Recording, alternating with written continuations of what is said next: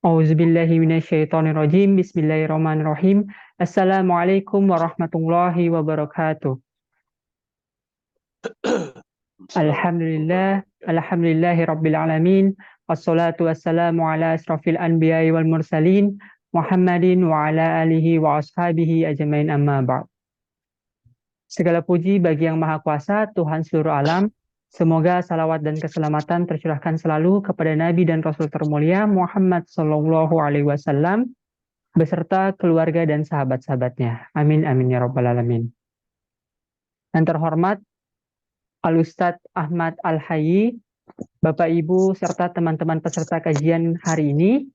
Perkenalkan, saya Nasaruddin, mewakili penyelenggara acara ini, yaitu Grup Seci and Friends for Allah dan FIKP Unhas, menyampaikan ahlan wa sahlan di kajian rutin kita, yaitu kajian tafsir Sahih Bukhari.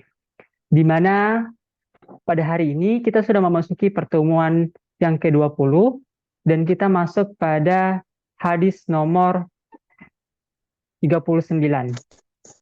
Namun sebelum itu, sebelum memulai kajian kita pada hari ini, ada beberapa buah penyampaian yang akan kami sampaikan, di mana kami menginformasikan kepada Bapak Ibu serta teman-teman yang berkenan untuk berinfak dalam pendanaan kajian-kajian kita ini, silakan disalurkan ke nomor rekening BSI yang akan kami sebar melalui meeting chat, beserta dengan link rekaman kajian YouTube kita. Seperti biasa, kajian ini akan dibagi menjadi 2 sesi. Sesi pertama yaitu penyampaian materi selama 60 menit, dan akan dilanjutkan dengan sesi tanya-jawab selama 30 menit, insya Allah. Baiklah, untuk mengefisienkan waktu, kami persilakan kepada Ustadz untuk memulai kajian kita pada hari ini. Tafadhol, Mas Pur.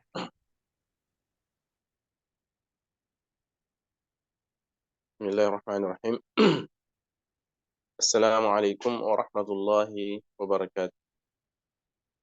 Innal hamdalillah nahmaduhu wa nasta'inuhu wa nastaghfiruh wa na'udzu billahi min shururi anfusina wa sayyiati a'malina.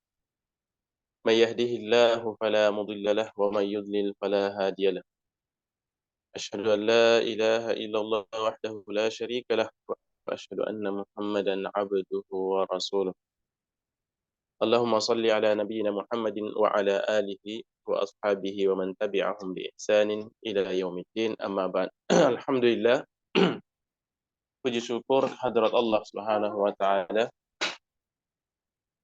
karena hingga saat ini alhamdulillah kita bisa masih melanjutkan kajian kita, yaitu kajian mengkaji salah satu bagian ilmu, yaitu ilmu hadis. Pelajaran kita berkaitan atau membaca kitab Sahih Al-Bukhari. Dan tak lupa pula salawat dan salam kepada baginda kita Muhammad sallallahu alaihi wasallam dan juga kepada sahabat beliau dan para pengikut-pengikut beliau sampai akhir kiamat insyaallah. Amin. Untuk menyingkat waktu, kita langsung saja. Jadi sekarang kita masih berada pada kitab Al-Iman dari Sahih Bukhari. Pada kajian yang lalu kita sudah membahas tentang ad-dinu yus, bahwasanya agama itu mudah. Dan salah satu yang dibahas dalam hadis tersebut bahwasanya ada 3 waktu yang diajarkan Rasulullah SAW atau dianjurkan oleh Rasulullah SAW untuk dipergunakan. Jadi yang pertama ada al-ghadwah war-rauhah wa syai'un minad duljah. Jadi ada pada pagi hari, kemudian petang atau siang hari petang, ataupun sebagian dari penghujung malam. Nah, setelah itu masuklah pada bab selanjutnya, ini akan berkaitan dengan bab tersebut, bahwasanya salah satu ibadah yang dilaksanakan pada waktu-waktu tersebut, jadi salah satu ibadah yang perlu digunakan pada waktu-waktu atau perlu dilaksanakan pada waktu-waktu tersebut adalah salat.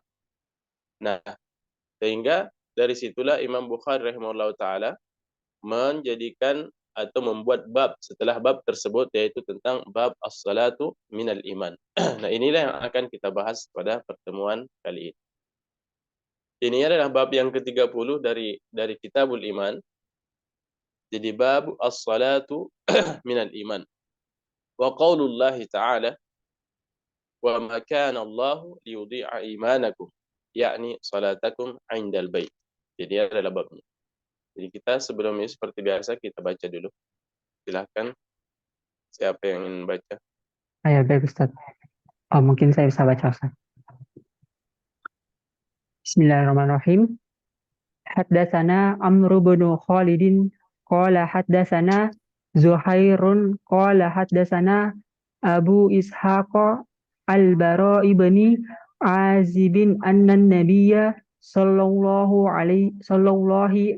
wasallama kana awwala ma qadimal madinata nazala ala ajdadihi aw qala akhwalihi mil ansari wa annahu shalla qibala baitil maqdisi sittata asyara syahran aw sab'ata asyara syahran wa kana yujibuhu an takuna kibalatuhu kibalal baiti wa annahu shalla awwala salatin sallaha salatal asri wa shalla ma'ahu qaumu fa kharaja rajulun mimma shalla ma'ahu famarra ala ahli masjidin wa hum raki'una faqala ashhadu billahi laqad sallaitu ma'a rasulillahi sallallahu alaihi wasallam kibala makkata fadaru kamahu kibalal baiti wa kanat al yahudu qad a'jabahum iz kana yusalli kibala baitil maqdisi wa ahlul kitabi falamma walla wajhahu kibalal baiti ankaru zalika qala Zuhairun haddatsana Abu Ishaq an al-Bara'i fi hadisi haza annahu ma ta'ala al-kiblati qabla tuhawwala rijalun wa kutilu falam nadri ma naqulu fihim fa'anzalallahu ta'ala wa ma kana Allahu liyudi'a imanakum, yang artinya telah menceritakan kepada kami Amru bin Khalid berkata, telah menceritakan kepada kami Zuhair berkata, telah menceritakan kepada kami Abu Ishaq dari Al-Barra bin Azib bahwa Nabi Shallallahu Alaihi Wasallam saat pertama kali datang di Madinah singgah pada kakek-kakeknya Azib atau paman-pamannya dari kaum Ansar, dan saat itu beliau Shallallahu Alaihi Wasallam sholat menghadap Baitul Maqdis selama 16 bulan atau 17 bulan. Dan beliau sangat senang sekali kalau salat menghadap Baitullah atau Ka'bah. Salat yang dilakukan beliau Shallallahu Alaihi Wasallam pertama kali menghadap Ka'bah itu adalah salat asar, dan orang-orang juga ikut salat bersama beliau. Pada suatu hari sahabat yang ikut salat bersama Nabi Shallallahu Alaihi Wasallam pergi melewati orang-orang di masjid lain saat mereka sedang ruku. Maka dia berkata, aku bersaksi kepada Allah bahwa aku ikut sholat bersama Rasulullah Shallallahu Alaihi Wasallam menghadap Makkah. Maka orang-orang yang sedang ruku tersebut berputar menghadap Baitullah, dan orang-orang Yahudi dan Ahlul Kitab menjadi heran. Sebab sebelumnya Nabi Shallallahu Alaihi Wasallam sholat menghadap Baitul Maqdis. Ketika melihat Nabi Shallallahu Alaihi Wasallam menghadapkan wajahnya ke Baitullah, mereka mengingkar hal ini. Berkata Zuhair telah menceritakan kepada kami Abu Ishaq dari Al-Barra dalam hadisnya ini menerangkan tentang hukum seseorang yang meninggal dunia pada saat arah kiblat belum dialihkan, dan juga banyak orang-orang yang terbunuh pada masa itu. Kami tidak tahu apa yang harus kami sikapi tentang mereka hingga akhirnya Allah Ta'ala menurunkan firman-firman-Nya. Dan Allah tidaklah akan menyia-nyiakan iman kalian. Quran Surat Al-Baqarah ayat 143. Jazakallahu khairan. Jadi babu as-salatu minal iman. Jadi bab salat adalah salah satu dari bagian iman. Jadi ini masih berkaitan dengan bab yang sebelumnya, bahwasanya Imam Bukhari ingin menjelaskan bahwasanya amalan-amalan itu adalah bagian dari iman, kan? Untuk membantah kaum-kaum yang mengatakan bahwasanya amalan itu tidak ada kaitannya dengan iman. Tapi Ahlus Sunnah wal Jamaah mengatakan bahwasanya salah satu akidah kita bahwasanya iman itu bisa bertambah dan bisa berubah atau bisa berkurang dan bisa bertambah. Dan salah satu yang bisa menambah iman adalah amalan-amalan tersebut. Jadi amalan bertambah dengan amalan, dan atau iman bertambah dengan amalan dan berkurang dengan maksiat-maksiat yang kita lakukan. Jadi babus salati minal iman. Wa qaulullahi ta'ala wa ma kana Allahu liyudhi'a imanakum, yakni salatakum 'indal bait. Jadi di sini nanti akan disebutkan apa kaitannya atau yang mana yang menunjukkan bahwasanya salat itu adalah bagian dari iman. Jadi ayat ini ya disebutkan secara simpel oleh Imam Bukhari, nanti akan disebutkan asbab nuzulnya. Jadi di sini imanakum di sini tafsirannya adalah salatmu. Bagaimana disebutkan pada hadis tadi bahwasanya ketika ketika terjadi kisah perubahan kiblat dari Baitul Maqdis menuju Baitullah atau Ka'bah, pada saat itu sahabat bertanya, bagaimana dengan saudara-saudara kita, mereka salat sebelum digantinya atau bergantinya kiblat kita, itu mereka menghadap ke Baitul Maqdis. Bagaimana dengan mereka? Apakah salat mereka diterima atau tidak? Maka turunlah ayat ini, wa ma kana Allahu liyudhi'a imanakum. Bahwasanya Allah sama sekali tidak akan pernah tidak akan menyia-nyiakan imanmu atau salatmu. Jadi inilah yang menjadikan artinya surah Allah Subhanahu wa taala menamakan salat itu sebagai iman. Jadi wa ma kana Allahu liyudhi'a imanakum, Allah tidak menyia-nyiakan imanmu. Allah tidak menyia-nyiakan salatmu. Jadi salat di sini adalah iman. Jadi pengganti iman adalah salat, salat adalah iman. Dan di sinilah Imam Bukhari membuat bab bahwasanya salat itu adalah minal iman. Karena Allah Subhanahu wa taala menamakan salat dengan nama iman dalam Al-Qur'an. Jadi ini adalah kaitannya dengan bab. Kemudian qala al-Imam al-Bukhari rahimahullah taala, al-Imam Bukhari rahimahullah taala berkata, haddatsana Amr bin Khalid qala haddatsana Zuhair qala haddatsana Abu Ishaq عن البراء ابن عازب رضي الله تعالى عنه أن النبي صلى الله عليه وسلم كان أول ما قدم المدينة. Nah di sini ketika kita melihat sanad, kembali saya ingatkan bahwasanya hadis terdiri dari dua bagian, sanad dan matan. Berbeda dengan hadis yang sebelumnya, hadis-hadis yang sebelumnya selalu kita dapati bahwasanya perawi antara Imam Bukhari dengan Rasulullah SAW selalu 5 orang. Kan? Jadi ada 5 orang. Jadi hadis-hadis sebelumnya 5 orang. Tapi di sini berbeda. Jadi sanadnya lebih pendek atau isnad an-nazil, aznas ali. Ya, jadi ada dua istilah sanad itu.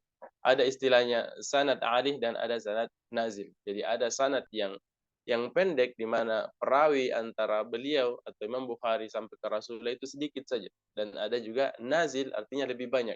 Perawi antara Rasulullah dengan Imam Bukhari itu lebih banyak. Nah, sekarang ini adalah lebih sedikit. Ya, ini bisa dikategorikan dengan isnad ali. Artinya di sini ada 4 saja. Jadi Amr bin Khalid, Zuhair, Abu Ishaq dan Al-Bara Ibn Azib, yaitu seorang sahabat. Jadi ada 4 perawi antara Imam Bukhari dengan Rasulullah SAW. Anil Bara Ibn Azib. Jadi dari Bara Ibn Azib, ini adalah sahabat, ini adalah rawil a'la, yang mengkisahkan tentang kisah tahwilul kiblah atau penggantian kiblat. Annan Nabiyya sallallahu alaihi wasallam, bahwasanya Rasulullah sallallahu alaihi wasallam kana awwala ma qadima al-Madinah nazala ala ajdadihi aw qala akhwalihi. Bahwasanya inilah kisah hijrah ya. Ketika Rasulullah SAW pertama kali hijrah atau pertama kali masuk Madinah, mereka sampai atau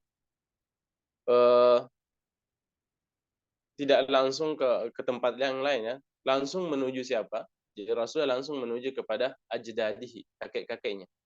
Mungkin kita heran kenapa ada kakek-kakek Rasulullah di sana. Padahal Rasulullah adalah orang Makkah. Kenapa? Karena kakek Rasulullah SAW yaitu Abdul Muttalib, ibunya adalah orang Madinah. Ibunya adalah Umar. Jadi nenek-neneknya. Jadi itulah makanya dikatakan ajdadihi karena memang Rasulullah ada darah kan. Jadi selain dari Mekah juga ada kaitannya atau darahnya dari Madinah. Kenapa? Karena ibu dari Abdul Muttalib yaitu kakeknya Rasulullah adalah dari Madinah, yaitu dari kaum Khazraj. Bahwasanya Ansar itu terbagi dua, ya. Ada dua kabilah yang terbesar adalah kaum Khazraj dan Aus. Jadi nazala ala ajdadihi. Jadi pertama kali Rasulullah datang ke Madinah, Rasulullah pergi langsung datang kepada kakek-kakeknya, yaitu dari kaum Khazraj. Wa annahu shalla qibala Baitul Maqdis 16 syahra. Dan Rasulullah sallallahu alaihi wasallam menghadap kiblat selama di Madinah. Selama di Madinah ya, sebelum lain lagi ketika fase di Mekah.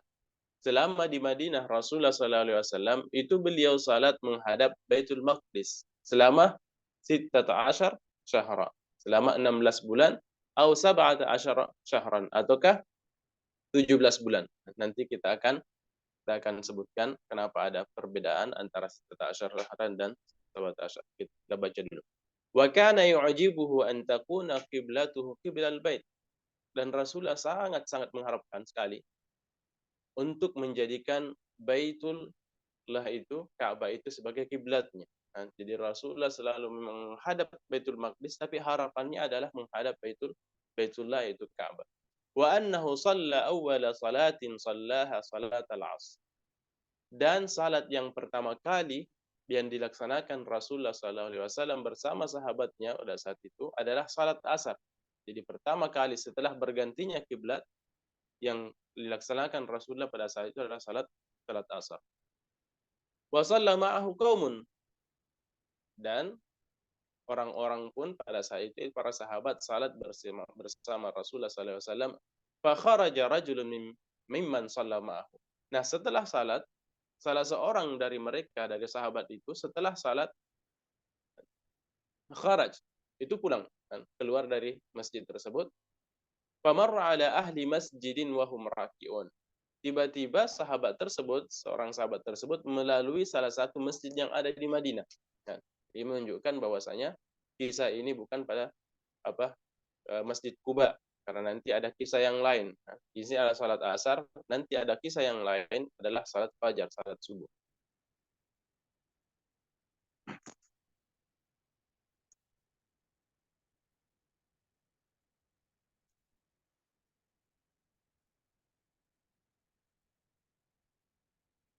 Jadi famarra ala ahli masjidin wa hum raki'un. Nah, sahabat yang tadi itu melalui satu masjid di mana sahabat-sahabat yang lain di masjid tersebut lagi salat. Nah, di sini raki'un. Jadi bisa saja yang dimaksud dengan raki' ini adalah salat secara umum dan bisa juga memang pada saat itu dalam keadaan ruku kan. Karena salat juga bisa diistilahkan dengan ruku kan. Warka'u ma'ar raki'in. Rukulah bersama ruku'in, salatlah bersama orang-orang yang salat. Ahlu masjidin wa hum raki'un, dan mereka dalam keadaan ruku. Faqala, nah, tiba-tiba lelaki tersebut atau sahabat tersebut yang lewat tadi berkata, Ashhadu billahi laqad sallaitu ma'a Rasulillahi sallallahu alaihi wasallam qibala Makkah.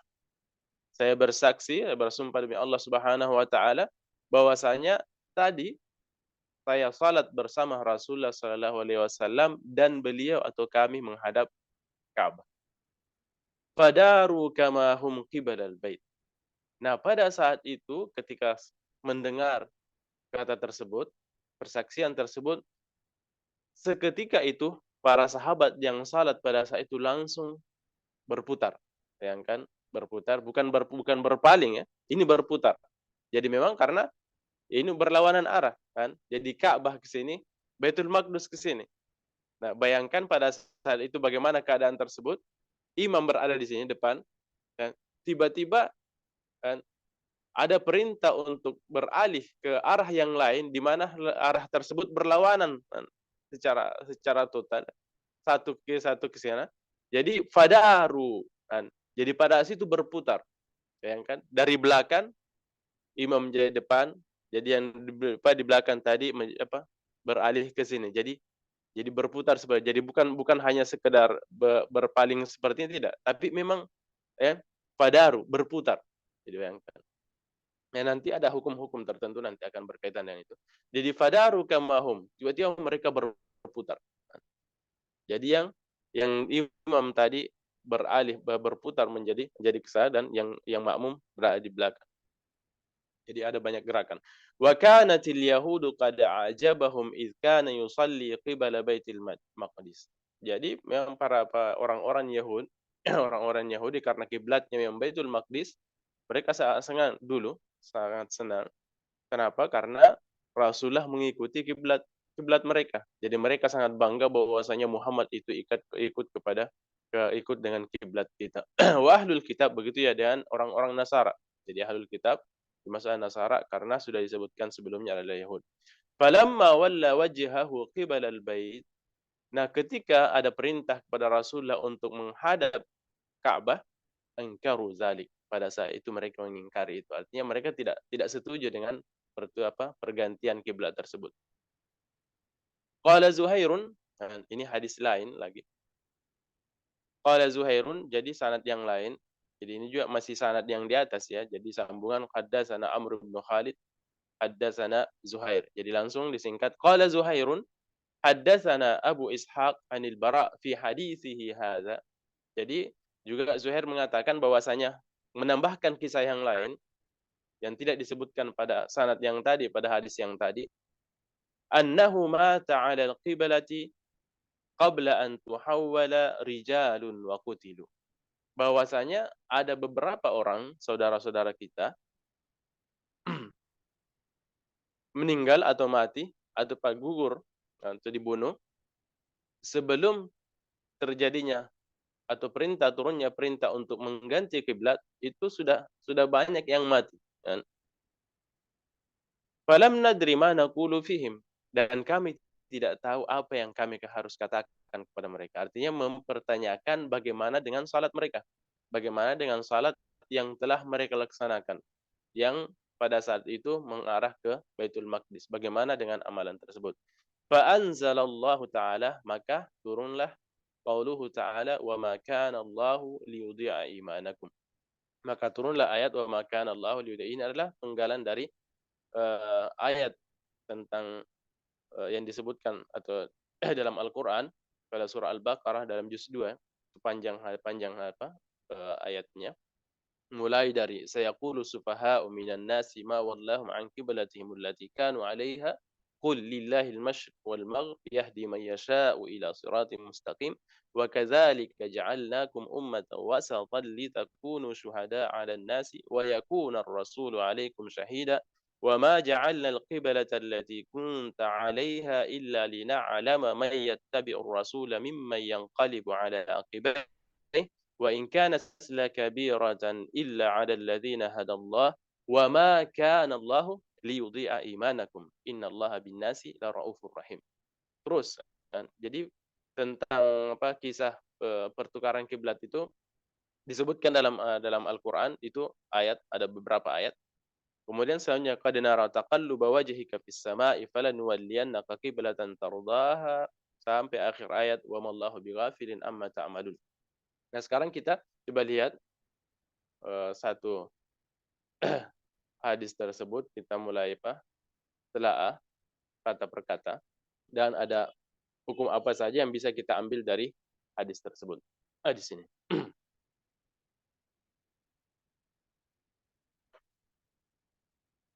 Jadi yang pertama tentang salat ya. Tentang salat ini berkaitan dengan salat, tapi kita tidak akan menjelaskan salat secara detail karena ini hanya ingin menjelaskan. Jadi intinya di sini adalah bahwasanya salat itu bagian dari iman, dan tentang kisah terjadinya pergantian kiblat. Secara umum bahwasanya salat adalah hal yang terpenting dalam agama kita, dan itu adalah rukun yang kedua setelah syahadatain. tentang berkaitan dengan tahwilul kiblah, berarti itu berkaitan erat dengan salat. Jadi salat itu sudah diwajibkan sebelum hijrahnya Rasulullah SAW. Dan itu otomatis bahwasanya ketika Rasulullah salat dan para sahabat itu mempunyai arah kiblat, kan? Dan di sini jelaskan bahwasanya kiblat Rasulullah dan sahabat sebelum terjadinya perubahan itu adalah Baitul Maqdis.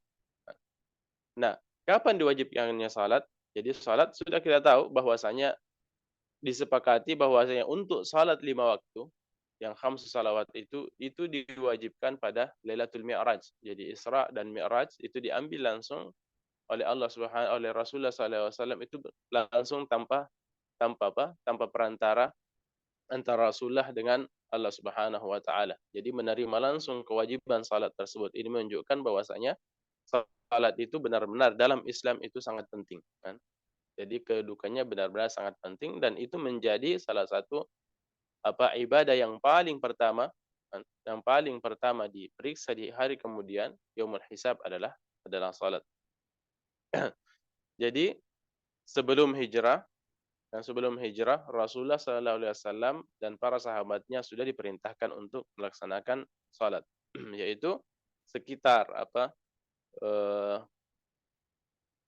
setahun setengah sebelum hijrah.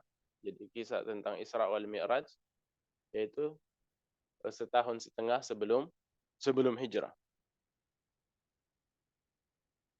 Nah, yang jadi pertanyaan, apakah ada salat yang diwajibkan sebelum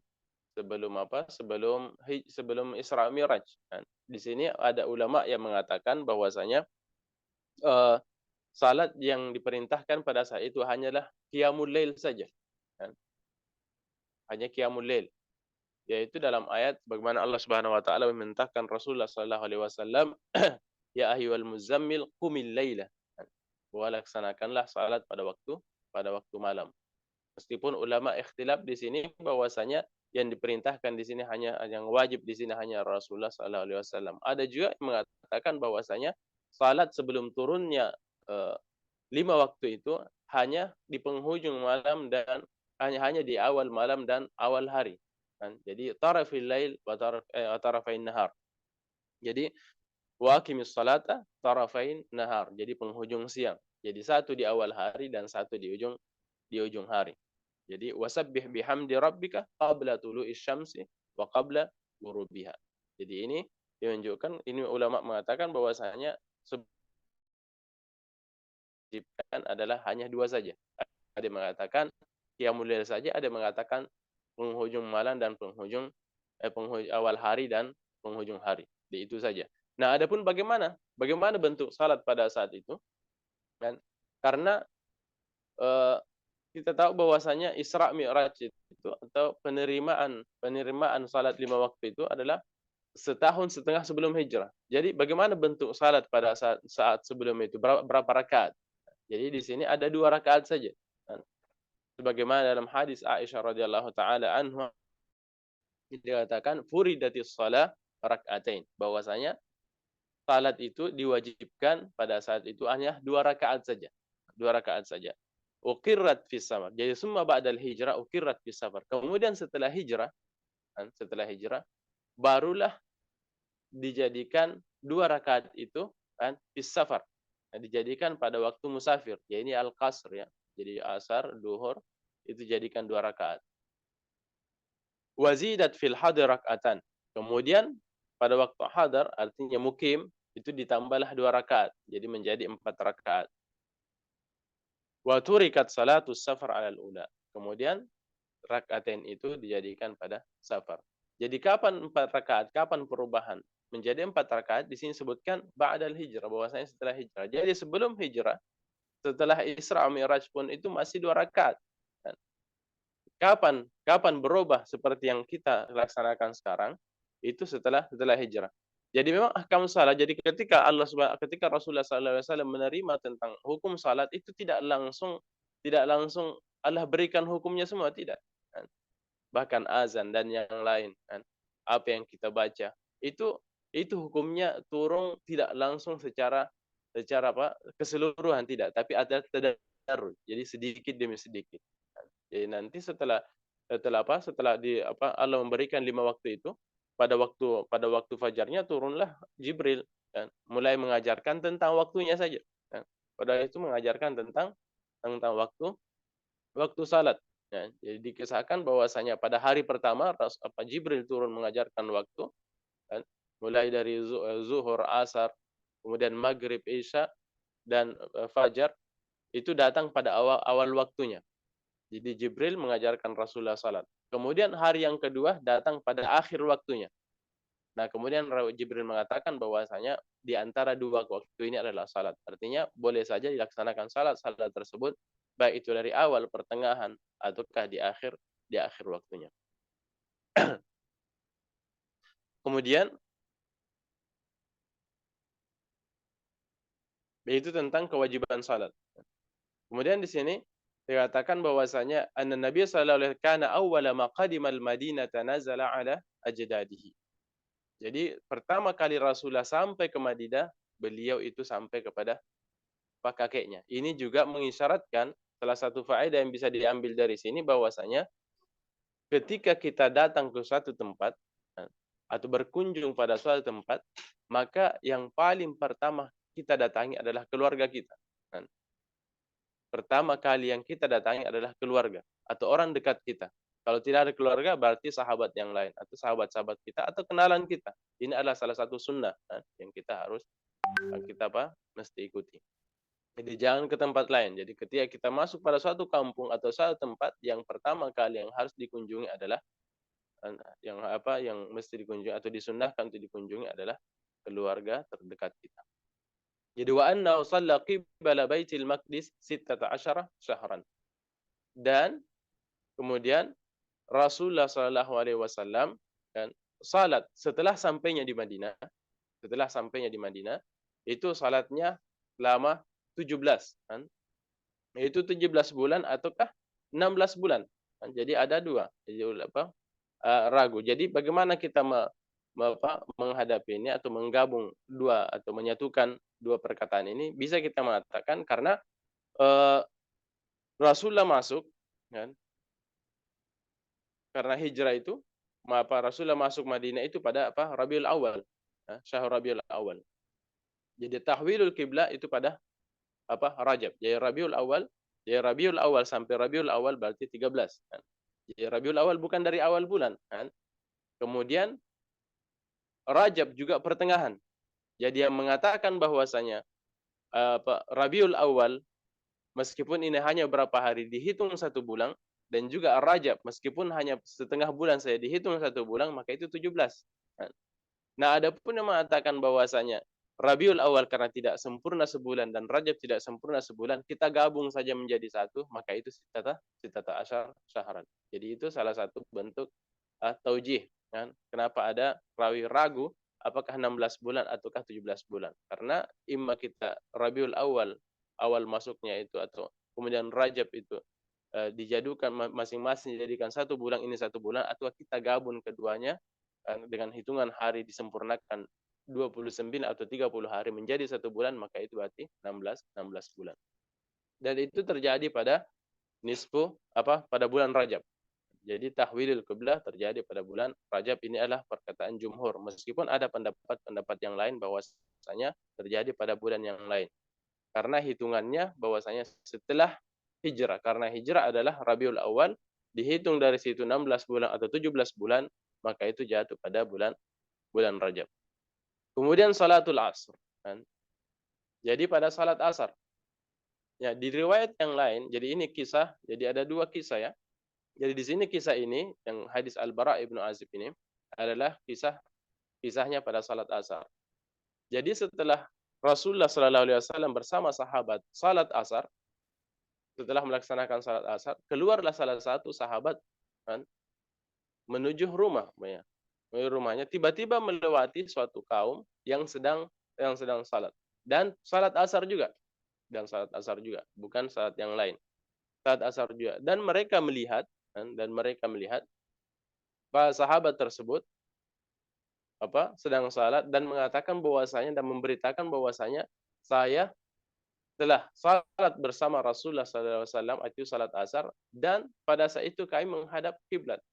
Nah, pada saat itu para sahabat tersebut ikut atau berputar, kan, berputar arah mengarah kiblat.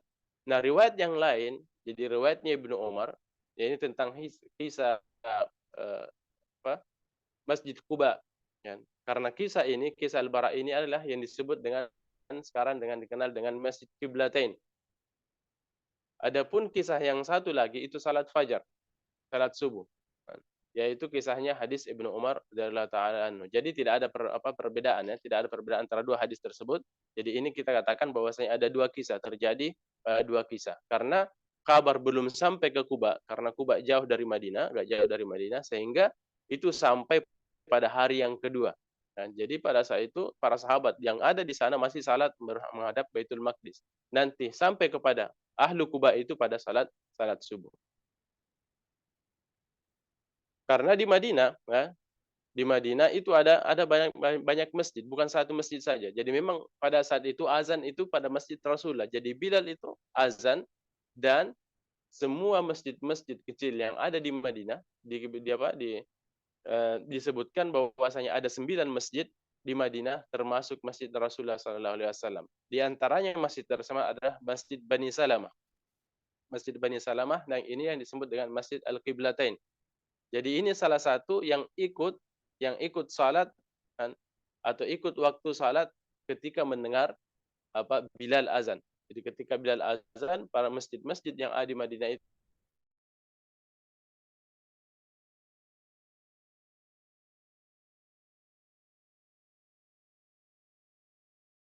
Rasulullah sallallahu alaihi wasallam qibala Makkah fadaru kama hum qibala al-bait.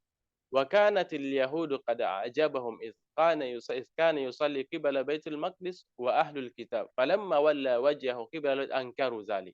Nah, setelah terjadi pengalihan kiblat, pada saat itu orang-orang Yahudi dan Nasara angkaru zalik. Nah, inilah yang disebutkan dalam Al-Qur'an, kan? Sayaqulu sufaha'u minan nasi ma wallahum an qiblatihim allati kanu 'alaiha. Jadi orang-orang sufaha, orang-orang yang bodoh, as-safih, kan? Orang-orang safih, orang yang tidak punya akal akan berkata, ma wallahum an qiblatihim allati kanu 'alaiha. Apa yang membuat mereka berpaling dari kiblat yang sebelumnya, itu Baitul Maqdis? Allah mengatakan, maka jawablah, katakanlah, kul lillahil masyriq, lillahil masyriq wal maghrib, bahwasanya masyriq dan al maghrib itu adalah milik Allah Subhanahu wa taala. Terserah Allah ingin memilih apa, kan, masyriq atau maghrib kepada suatu umat tertentu ingin memilih masyriq atau maghrib, pokoknya semuanya adalah milik Allah Subhanahu wa taala, terserah Allah memilih untuk siapa. Yahdi may yasha'u ila siratin mustaqim. Berkaitan dengan kiblat, ada beberapa hukum, ya, ada beberapa hukum tentang kiblat. Jadi istiqbalul kiblat, kita tahu bahwasanya istiqbalul kiblat itu adalah hukumnya atau menjadi syarat sahnya salat. Dan bahwasanya tidak sah salat bagi mereka yang tidak menghadap kiblat atau menghadap Ka'bah. Nah, bagaimana cara kita menghadap Ka'bah? Ini ada dua keadaan, ya.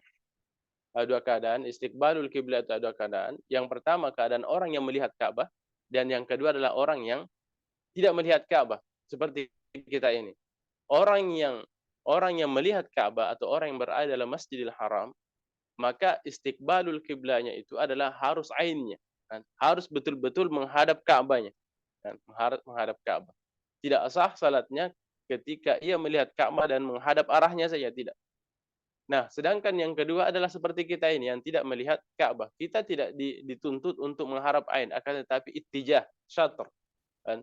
Ketika Makkah di sana, kan, Ka'bah di sana, kita menghadap Ka'bah, menghadap ke sana semua, kan? Jadi bukan menghadap ain. Kenapa?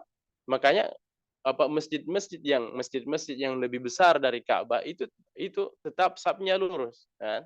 Tidak bengkok seperti ini, kan? Karena ketika kita dituntut untuk ainnya Ka'bah, maka otomatis masjid yang sangat besar harus seperti ini, kan? Tidak akan mungkin lurus. Kenapa? Karena semuanya harus menghadap seperti, tapi tidak. Kita dituntut untuk ittijah, kan?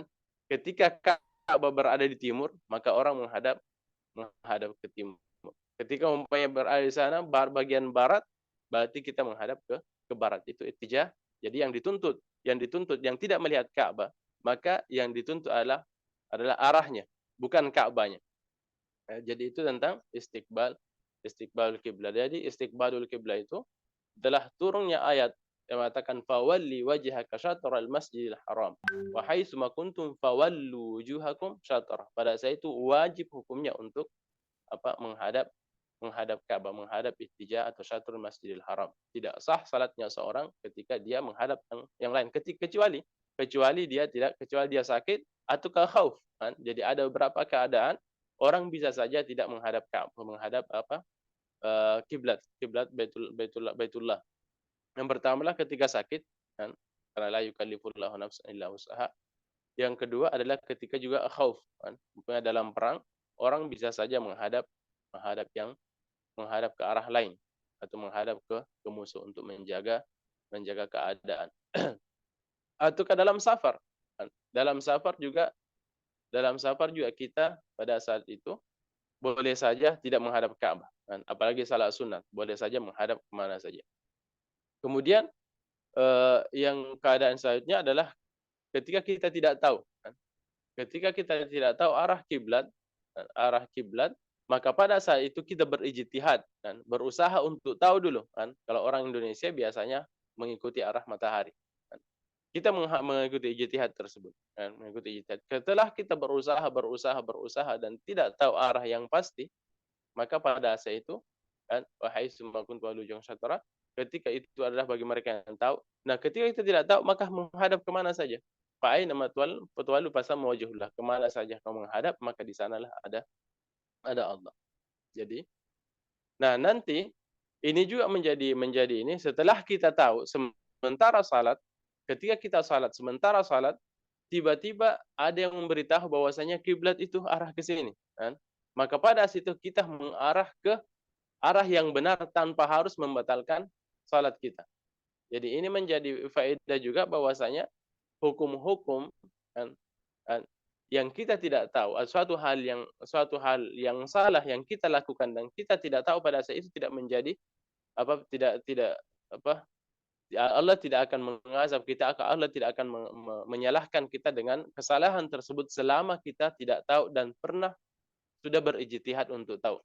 Nah, adapun mereka yang langsung salat saja ini tidak termasuk kan. Jadi ada juga orang yang malas kan. Untuk saat ini sangat susah untuk mendapatkan uzur untuk tidak tahu arah kiblat. Kenapa? Karena sudah ada HP yang bisa mengarahkan kita arah kiblat. Atau kita bisa bertanya di mana saja kan. Kita harus ini ijtihad ya, berusaha untuk tahu arah kiblat. Kita bisa bertanya di mana saja, di mana arah kiblat, kecuali memang kita berada pada negara kafir dan kita tidak punya memang alat. Kemudian faedah-faedah lagi ya, di antara faedah yang bisa kita ambil dari hadis ini yang pertama adalah tentang an-nasikh wal mansukh kan, tentang bahwasanya dalam agama kita ini ada yang disebut dengan an-naskh, kan, perubahan hukum. Ini adalah salah satu contohnya kan, bahwasanya bisa saja Allah Subhanahu wa taala menetapkan suatu hukum kemudian mengangkat hukum tersebut dengan mengganti dengan hukum yang lain. Sebagaimana dalam kisah ini bahwasanya pada awalnya Allah Subhanahu wa taala memberikan hukum atau menetapkan hukum kepada kaum muslimin bahwasanya kiblat kita adalah Baitul Maqdis. Kemudian setelah itu Allah merubah menjadi Baitullah, yaitu Ka'bah. Nah, ada banyak contoh kan. Ada banyak contoh dalam Islam atau dalam hukum tentang an-nasikh wal mansukh. Di antaranya juga tentang ziarah kubur. Ziarah kubur juga pernah dilarang. Kuntu nahaitukum an ziyaratil kubur fazuruha. Bahwasanya saya pernah melarang kalian untuk menziarahi kubur, maka saat ini silakan ziarahi kubur. Sama juga dengan puasa. Puasa juga pada awal Islam untuk menentukan masuk waktu puasa itu adalah tidur. Jadi pada awal Islam itu puasa itu sangat berat. Kenapa?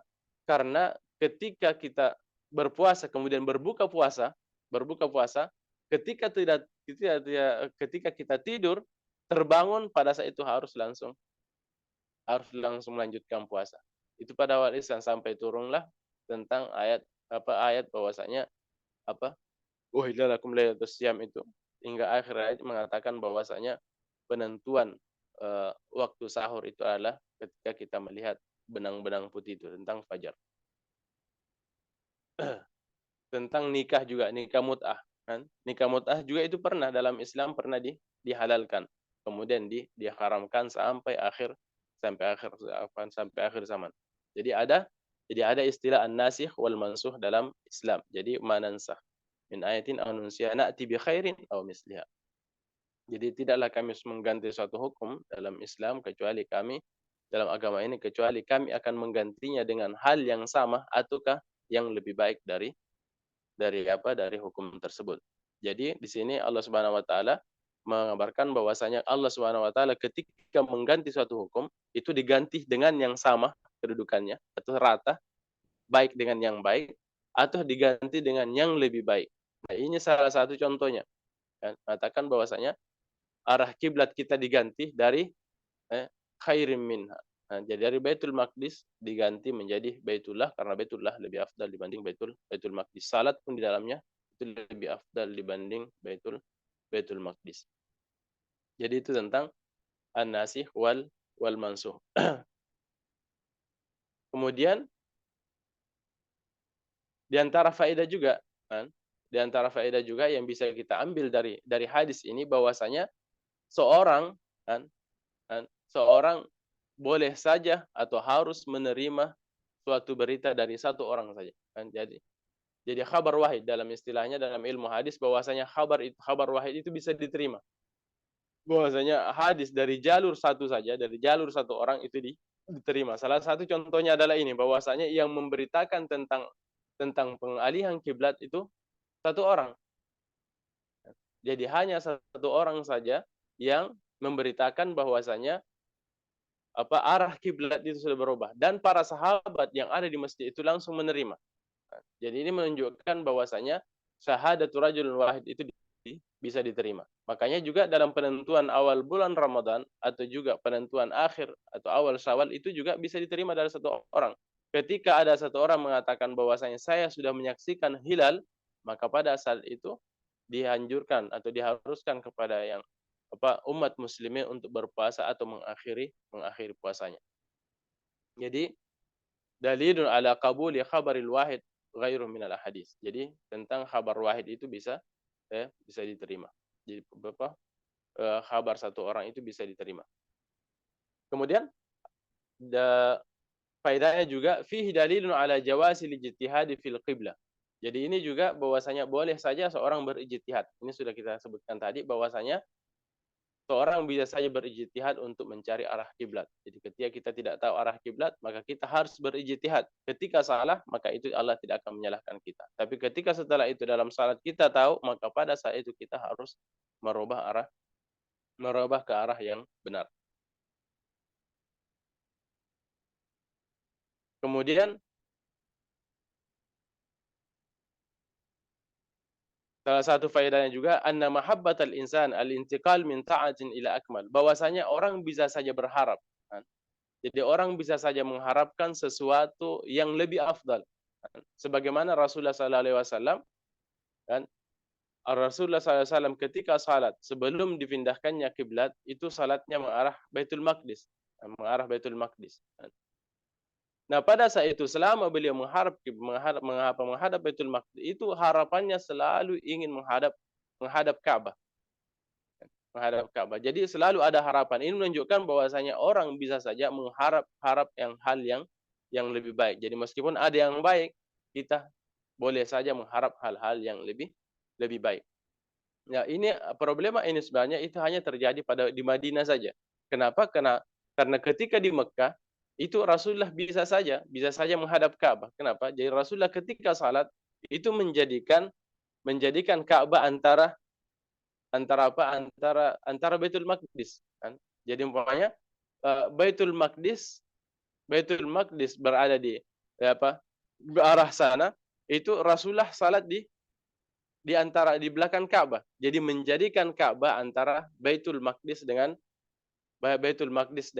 dirinya. Jadi seakan-akan Rasulullah menghadap dua kiblat sekaligus. Jadi menghadap kiblat sekaligus menghadap apa? Baitul Maqdis. Nah, ini menjadi masalah ketika Rasulullah pindah ke Pindah ke Madinah, hijrah ke Madinah. Kenapa? Karena pada saat itu tidak bisa lagi dilakukan. Memang betul-betul harus membelakangi Ka'bah dan harus menghadap Baitul Maqdis. Makanya dalam ayat qad nara taqalluba wajhika fis sama. Jadi Rasulullah selalu menghadapkan wajahnya ke langit, berharap agar kiblat itu menjadi diarahkan ke Ka'bah. Sehingga turun apa? Qad nara taqalluba wajhika fis sama falanuwalliyannaka qiblatan tardaha. Maka kami akan menghadapkan kamu kepada arah kiblat yang kamu inginkan. Maka turunlah ayat fawalli wajhaka syatral masjidil haram wa haitsu ma kuntum fawallu wujuhakum syatra. Maka sekarang hadapkanlah atau menghadap Baitullah lah. Kemudian fawallu wujuhakum kiblat. Kemudian setelah itu turunlah lanjutan ayat untuk merintahkan seluruh umat ini kan. Jadi awalnya Rasulullah, kemudian fawallu wajhaka syatral masjidil haram. Jadi fawalli wajhaka syatral masjidil haram falanuwalliyannaka qiblatan tarda fawalli wajhaka syatral masjidil haram wa haitsu ma kuntum fawallu wujuhakum syatra. Jadi yang pertama khitabnya kepada Rasulullah, kemudian yang kedua fawallu wujuhakum syatra. Kemudian yang kedua kan, selanjutnya satu faedah yang bisa kita ambil dari sini, dari hadis ini, fihi dalalatu ala syarafin Nabi sallallahu alaihi wasallam. Ini menunjukkan bahwasanya kemuliaan Rasulullah sallallahu alaihi wasallam. Kenapa? Karena Allah memberikan apa yang beliau inginkan. Yang ia inginkan adalah menghadap kiblat, menghadap Ka'bah, dan Allah memberikan harapan tersebut. Kemudian yang paling penting, di antara yang paling penting dari faedah yang bisa diambil dari sini adalah tentang al-ittiba. Kan? Tentang al-ittiba. Bahwasanya betul-betul sahabat itu dalam ittibanya itu kan, itu di luar apa? Di atas rata-rata. Kan? Coba bayangkan ya, seandainya kita pada saat itu, kita sedang salat, tiba-tiba ada satu orang mengatakan bahwasanya arah kiblat itu sudah diganti. Apa yang kita lakukan pada saat itu? Mungkin ada banyak kemungkinan. Mungkin kita mengatakan, tunggu dulu, jangan sampai tidak betul. Tunggu dulu, apakah benar apa yang ia katakan? Tapi para sahabat pada saat itu benar-benar ketika mendengar bahwasanya arah kiblat telah diganti, bahwasanya Rasulullah salat bersama Rasulullah dan beliau menghadap Ka'bah, pada saat itu padaru tiba-tiba mereka secara keseluruhan itu berputar. Itu tanpa ada selisih waktu. Pas mendengar langsung dilaksanakan. Jadi sami'na wa ata'na, langsung sami'na, kami mendengar dan kami langsung melaksanakan, karena mereka tahu betul kan ayat-ayat turun kepada mereka. Jadi wa ma kana lil mu'minin wala mu'minatin idza qadallahu wa rasuluhu amran ay yakuna lahumul khiyar. Bahwasanya tidak pantas bagi seorang mukmin dan menetapkan suatu hukum ay yakuna lahumul khiyar. Untuk mereka punya pilihan lain, tidak kan. Jadi tidak ada pilihan lain kan. Bahwasanya betul-betul ketika Allah Subhanahu wa taala dan Rasulnya menetapkan satu hukum, maka lahumul khiyar, bahwasanya tidak ada pilihan lain, harus dilaksanakan. Ketika itu sesuatu yang wajib, maka betul harus dilaksanakan. Ya ayyuhallazina amanu stajibu lillahi war rasul. Jadi wahai orang-orang yang beriman, ikutilah ajakan Allah dan Rasulnya. Bahkan Allah Subhanahu wa taala dalam ayat itu menafikan bahwasanya tidak beriman. Fala wa rabbika la yu'minuna hatta yuhaqqimuka fi ma syajara bainahum.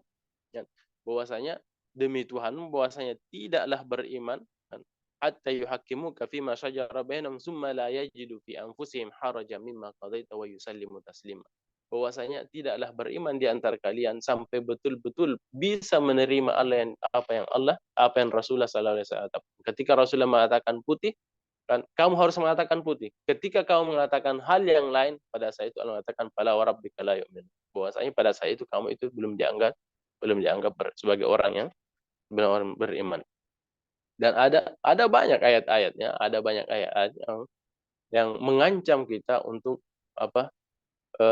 mengancam, memberikan ancaman ketika kita eh, tidak mengikuti apa yang Allah dan Rasulullah anjurkan. Falyahzaril ladzina yukhalifuna an amri an tusibahum fitnah aw yusibahum adzabun alim. Berikanlah ancaman, peringatan kepada mereka ketika ada turun perintah-perintah seperti ini. Kemudian mukhalif ayyusibahum fitnah. Imma dia akan kena fitnah atau ke azabun alim. Dia akan kena azab yang pedih. Jadi ini adalah salah satu contoh bahwasanya hirus sahabat itu untuk ikut perkataan Rasulullah itu benar-benar. Ada banyak, ya. Ada banyak kisah. Pernah juga, mungkin antum pernah dengar, kan, bahwasanya ketika Rasulullah SAW melihat seorang itu memakai cincin dari zahab, kan, memakai cincin dari zahab, kan, ketika pada saat itu Rasulullah SAW mencabut cincin tersebut, kan, kemudian melemparkan, dan itu adalah emas, kan, kemudian melempar cincin tersebut atau min zahab dilemparkan, kan. Nah pada saat itu, dan Rasulullah menjelaskan bahwasanya itu tidak boleh digunakan oleh laki-laki. Pada saat itu setelah Rasulullah pergi, sahabat yang lain mengatakan ambil cincin tersebut dan gunakan. Bukan gunakan pakai lagi, tidak. Tidak mungkin sahabat melakukan itu. Tidak mungkin sahabat memerintahkan atau meminta sahabat yang lain untuk mukhalif dengan Rasulullah, tidak. Kan? Para sahabat mengatakan, khudh wantafi bih. Ambil dan gunakan. Artinya juallah atau berikan kepada istrimu. Ataukah gunakan, pokoknya jangan dibuang. Tapi apa kata sahabat tersebut? La akhuzu abadan, kan, wa qad tarahu Rasulullah sallallahu alaihi wasallam. Saya tidak akan pernah mungkin mengambil tersebut karena Rasulullah telah melemparkan itu. Ya kan? Padahal itu biasanya diambil dalam hukum, hukum kita biasanya mengambil itu dan menjual, yang jelas kita tidak pakai, kan. Kita jual, kita ambil uangnya. Tapi karena Rasulullah mencabut dan melemparkannya, kan, pada saat itu sahabat tersebut tidak mau mengambil apa? Cincin tersebut. Kemudian kisah yang lain tentang kisah Rasulullah SAW ketika salat bin Ni'al itu, tentang bahwasanya Rasulullah salat dengan sandalnya ke para sahabat, karena dulu masjid tidak seperti masjid sekarang. Jadi orang salat biasanya salat dengan alas kaki. Pada saat itu Rasulullah salat dengan alas kakinya, tiba-tiba Rasulullah membuka alas kaki tersebut, Ni'al tersebut, kemudian ditaruh di bagian kirinya. Tiba-tiba para sahabat yang lain melakukan persis seperti apa yang dilakukan Rasulullah SAW. Setelah salat Rasulullah bertanya, kenapa kalian melakukan itu? Kenapa kalian melakukan itu? Apa kata para sahabat? Mengatakan, ra'ainaka alqaitana 'alaika fa'alqainani 'alaik. Kami melihat kamu membuka sandalmu dan menyimpan sandalmu, maka kami melakukan seperti apa yang kamu lakukan. Coba bayangkan, tidak bertanya kenapa Rasul lakukan. Padahal pada saat itu Rasul mengatakan bahwasanya Jibril datang kepadaku dan mengabarkan bahwasanya di alas kaki tersebut atau ni'al tersebut ada najisnya, ada kotorannya. Maka dari situlah saya membuka dan menyimpan. Itu dia bayangkan itibanya. Itibanya. Jadi tidak perlu ditanyakan lagi. Pokoknya Rasulullah melakukan itu, kita melakukan. Sampai di antara bentuk ittiba, sampai ketika ayat hijab turun sebagaimana dikisahkan oleh Aisyah radhiyallahu taala anha, dan ketika turun Aisyah mengatakan ketika turun wal yadribna bi khumurihinna ala juyubihinna, itu para perempuan syaqaqna murutahun. Pada saat itu wanita-wanita itu menyobek itu, al-murut itu adalah kisa minal izar, ya, bagian kain pakaiannya itu dirobek untuk jadikan khimar, untuk menutup bagian kepalanya itu menjadikan khimar. Itu salah satu bentuk adalah betul-betul para sahabat itu ittiba'nya itu adalah sangat total. Pokoknya kapan mendapatkan berita atau perintah itu langsung dilaksanakan. Masih banyak faedah yang bisa kita ambil dari hadis ini. Mungkin kita bisa lanjutkan pada sesi yang kedua.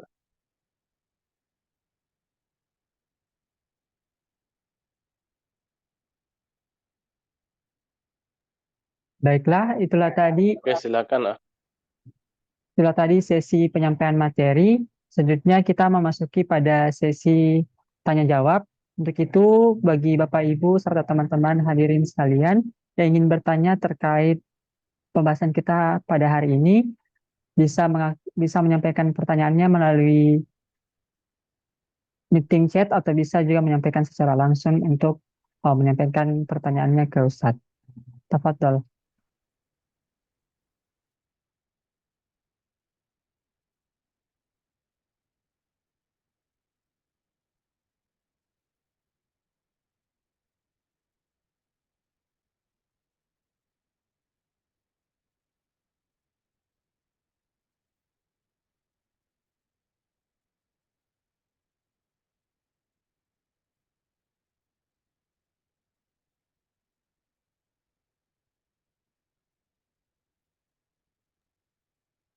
Sekali lagi kami sampaikan kepada seluruh hadirin,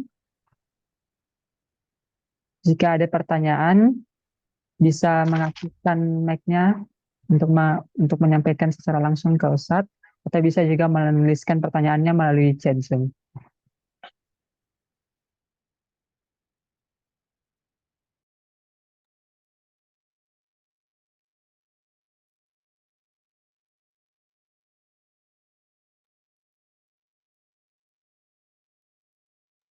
Ya, baik Ustadz, sudah ada beberapa pertanyaan. Pertanyaan pertama dari Ibu Putri Tahira. Pertanyaannya, Sabi Ustadz Qadarullah, hari ini 2 Rajab 18 Februari di kalender Indonesia diperingati sebagai Hari Isra Mi'raj. Hari Isra Mi'raj. Pertanyaannya, bolehkah mengkhususkan pembahasan Siro Isra Mi'raj di hari ini? Apa Ustadz?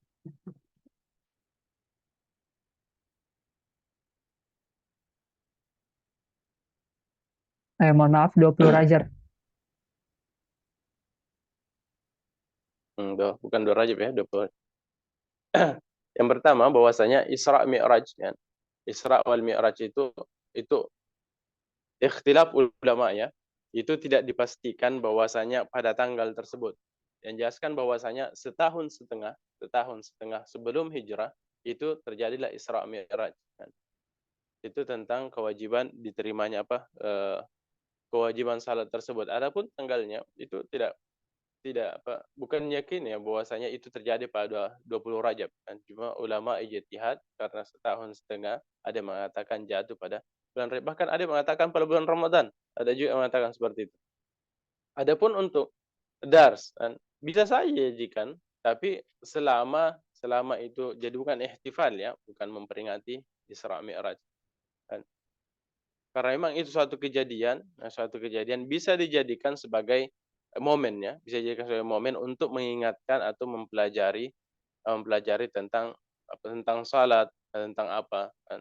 Dijadikan momen untuk mengingatkan tersebut. Tapi untuk mempatok bahwasanya pada tanggal tersebut kita khususkan untuk membahas Isra Mi'raj, tidak kan. Itu tidak boleh. Jadi dari zaman Rasulullah SAW setelah hijrah kan, itu datang berkali-kali Rajab, dan sama sekali tidak pernah diperingati tentang Isra. Begitu juga setelah Abu Bakar, Umar bin Khattab, kemudian Utsman bin Affan, Ali bin Abi Thalib, itu berkali-kali datang bulan Rajab, tak satu pun dari mereka yang pernah memperingati bahwasanya ada istilah peringatan Isra wal Mi'raj. Itu tidak ada. Tapi untuk menjadikan momen untuk membahas hal tersebut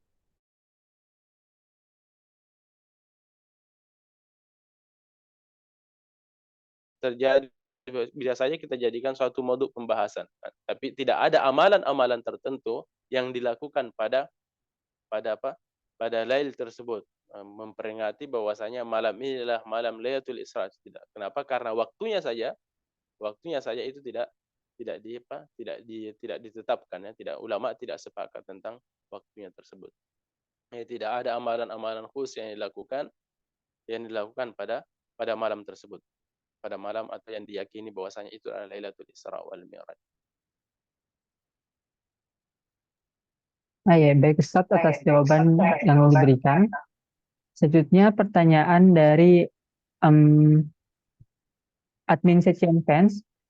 Kabe Ustadz, jika dibandingkan dengan itibanya generasi Muslim di zaman Rasulullah SAW masih hidup dengan itibanya generasi saat ini, sejauh mana Ustadz? Ya, kita bisa lihat sendiri ya, kita bisa lihat sendiri kan, apa tidak bisa kita menghukumkan dengan orang lain. Mari kita lihat, mari kita bercermin pada diri sendiri bagaimana diri kita ketika mendengar apa? Mendengar perintah Rasulullah SAW. Jadi tidak usah kita mempost orang lain, kita sendiri bagaimana keadaan kita ketika mendengar. Ketika kita membaca suatu hadis, namanya bahwasanya setelah Allah mewajibkan atau menyunahkan hal seperti itu, apa yang kita lakukan? Itu biasanya selalu jangan-jangan maksudnya seperti ini, jangan-jangan maksudnya seperti ini, kan? Selalu ada jangan-jangan, menyesuaikan keadaan kita. Kan? Jadi tapi yang namanya iman, sebagaimana kita katakan tadi, kita pada bab iman bahwasanya itu derajat iman itu berbeda-beda. Kan? Ada saja orang-orang tertentu benar-benar asarnya itu ittiba'nya kepada Rasulullah itu betul. Sahabat seperti Ibnu Umar umpamanya, bahkan jangankan yang perintah Rasulullah, kan langkah-langkah Rasulullah SAW itu diikuti. Itu Ibnu Umar, itu asar qadamin Nabi, itu jejak kakinya Rasulullah itu diikut. Di mana Rasulullah melangkah, di situ dia meletakkan kakinya. Di mana Rasulullah mengikat khimarnya, di situ dia ikat. Hanya apa? Untuk mengikuti Rasulullah SAW. Jadi jauh berbeda, kan? Jauh berbeda. Kalau kita mengatakan bagaimana, jelas, kan? Jelas perbedaannya, jelas. Tapi bukan berarti bahwasanya di generasi ini tidak ada yang seperti itu. Tetap ada yang berusaha mengikuti Rasulullah SAW. Jadi jangankan kita, sahabat-sahabat pun, jangankan kita dengan sahabat, ya, sahabat dengan sahabat yang lain tidak sama, kan? Ya, bukan ittiba. Makanya ada as-sabiqun, kan? Mereka yang pertama kali masuk Islam siapa? Kan? Itu juga berbeda-beda. Kan? Tidak ada asyarul mubasysyirin bil jannah. Kenapa? Karena berbeda dengan sahabat yang lain dari segi apa? Dari segi ittibanya, kan? Yang paling ittiba adalah Abu Bakar. Kemudian sahabat-sahabat yang lain. Jadi mereka saja sudah ada derajat perbedaan, apalagi kita ini yang masa ada sekarang ini dengan para sahabat.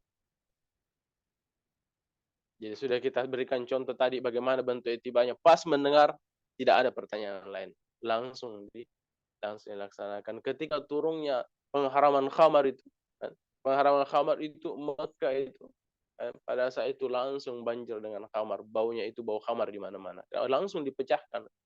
Padahal pada saat itu orang-orang Arab pada saat itu khamar itu suatu hal yang minuman yang biasa saja, keseharian mereka di khamar itu bersama dengan mereka. Tapi pas turunnya, meskipun itu turun khamar itu tadrij, ya tidak langsung diharamkan, tapi pas turun ayat pengharaman itu langsung dipecahkan itu tempat-tempat Arab tersebut. Pak Ustaz, atas jawaban yang diberikan, kita melangkah ke pertanyaan selanjutnya dari Ibu Rini Anggraini. Ustadz, mohon arahannya bagaimana dengan orang tua kami yang sakit dan harus memakai popok tetapi akan melakukan sholat. Bagaimana hukumnya Ustadz? Jadi ini diistilahkan dengan bisa masuk dalam hukum salasul baul, ya, sama dengan orang yang orang yang punya penyakit yang selalu kencingnya keluar. Ada yang seperti itu kan?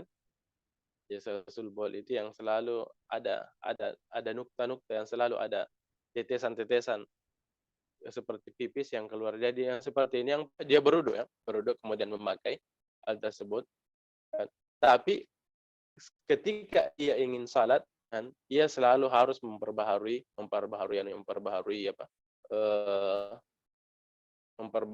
wudhunya tersebut. Dan tidak mengapa dia salat seperti itu, karena itu adalah la yukallifullahu nafsan illa wus'aha. Itu adalah darurat. Tidak mungkin jadi Allah tidak akan membebani dia dengan hal yang tidak ia mampu. Ini berkaitan dengan orang yang karena memang syarat sahnya salat sama dengan istiqbalul kiblah, hadap kiblat juga termasuk itu bersih dari najis.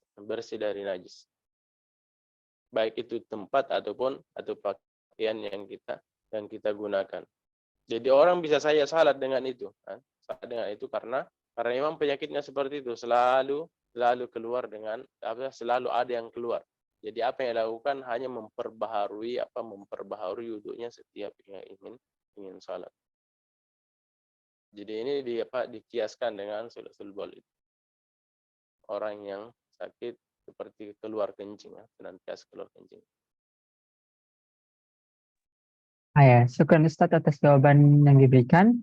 Selanjutnya kita masuk kepada pertanyaan dari Ibu Sukmawati. Bagaimana hukumnya seorang yang menggabungkan dua niat sholat sunnah dalam satu sholat? Misal, saat masuk masjid, kita dapati seseorang berdiri untuk berniat sholat tahiyatul masjid dan sholat 2 rakaat sholat sunnah wudhu. Apakah boleh seperti Ustadz? Mohon pencerahannya Ustadz.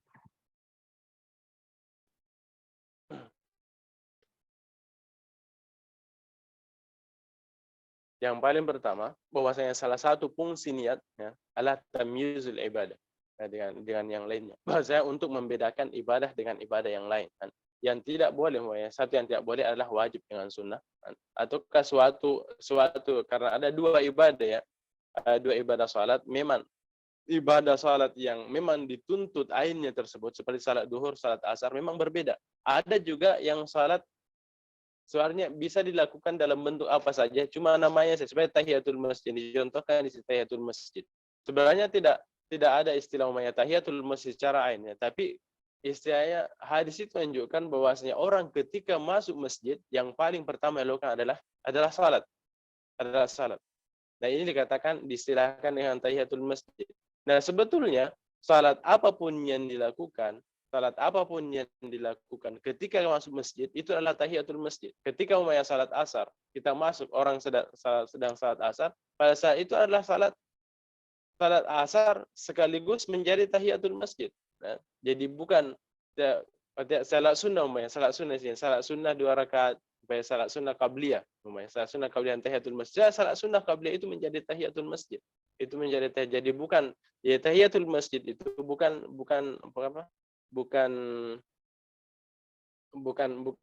salat yang dituntut secara ain, tidak. Tapi cuma diistilahkan itu adalah tahiyatul masjid. Tapi yang dianjurkan adalah punya hadis yang menunjukkan bahwasanya ketika orang masuk masjid yang paling pertama dilakukan adalah salat. Salat apa saja, mau salat setelah wudu kan, atau salat qabliyah atau salat wajib itu menjadi sekaligus menjadi. Adapun ketika tidak ada salat yang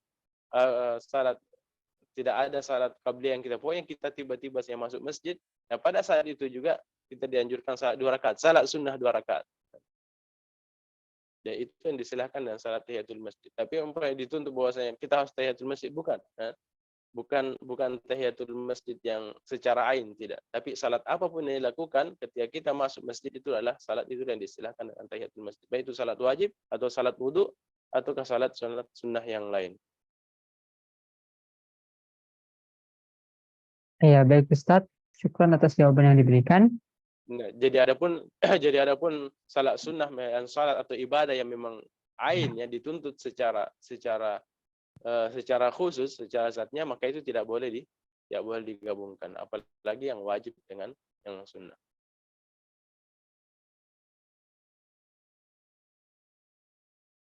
Baik. Baik, karena sudah habis pertanyaannya, jadi kami masih persilahkan kepada seluruh hadirin.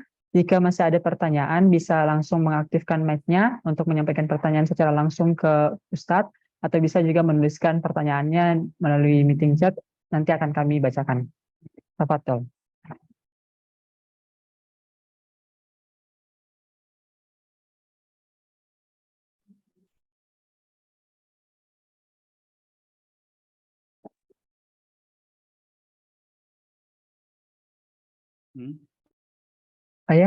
Pak Safruddin mungkin ingin bertanya. Bismillahirrahmanirrahim. Assalamualaikum Ustaz. Tapi izin juga bertanya Ustaz. Waalaikumsalam. Ya, tadi sempat juga saya dengar tadi tentang ziarah kubur Ustaz. Soalnya ini kan biasanya dihubungkan dengan bulan suci ya Ustaz. Poinnya adalah apakah memang sebaiknya kita ziarah kubur dianjurkan ataukah cukup mendoakan saja ya keluarga kita, orang tua kita yang sudah meninggal. Karena perilaku masyarakat kita kan Ustaz biasanya sebelum dan sesudah Ramadan biasanya melaksanakan ziarah kubur.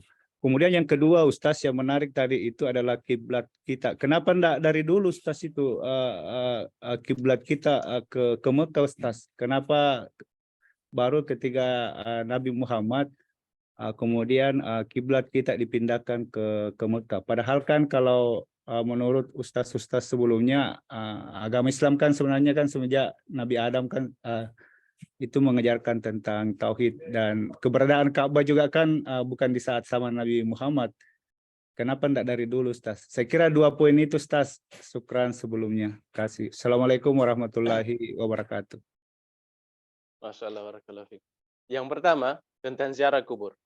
Kan? Ziarah kubur itu sunnah. Kan? Ziarah kubur itu hukumnya sunnah. Jadi orang ketika ziarah kubur dengan niat ittiba itu mendapatkan pahala. Kan? Jadi Rasulullah mengatakan kuntu nahaitukum an ziyaratil kubur fazuruha. Maka sekali ini perintah ya, fazuruha, maka ziarah. Yang kedua, inti dari ziarah kubur sebenarnya adalah tazkiratul maut. Kan? Mengingatkan kita tentang kematian. Jadi tetap sunnah. Adapun tentang bagaimana cara ziarah kubur, memang kita akui bahwasanya ada banyak hal-hal yang mestinya tidak dilakukan ya. Ada hal-hal yang mukhalif dengan ajaran Allah dan Rasulnya yang dilakukan oleh masyarakat kita. Ada banyak hal-hal yang seperti itu. Tapi itu tidak kita bisa jadikan alasan bahwasanya kita harus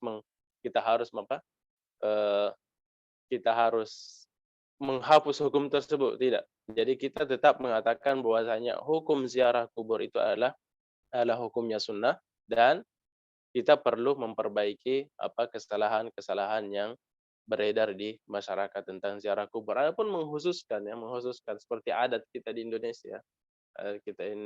Menziarahi kubur setelah hari Id dan lain itu sebenarnya tidak niat mereka untuk ziarah kubur sebenarnya tidak seperti yang diharapkan Rasulullah. Seperti kita itu menziarahi kubur untuk intinya adalah agar kita teringat dengan kematian. Itu intinya.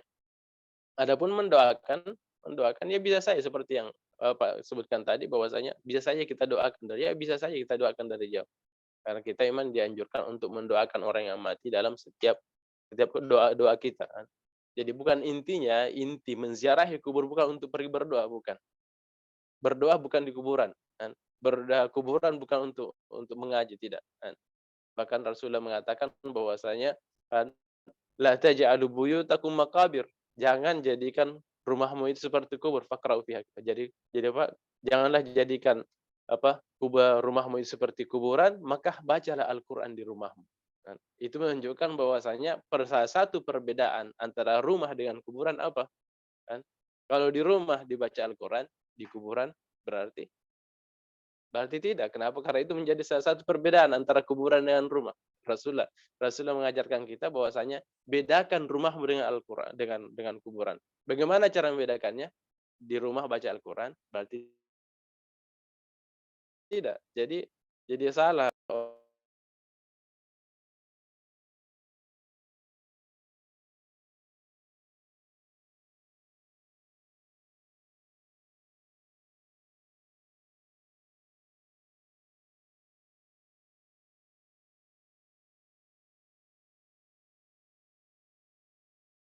Mohon maaf Ustaz, mic-nya juga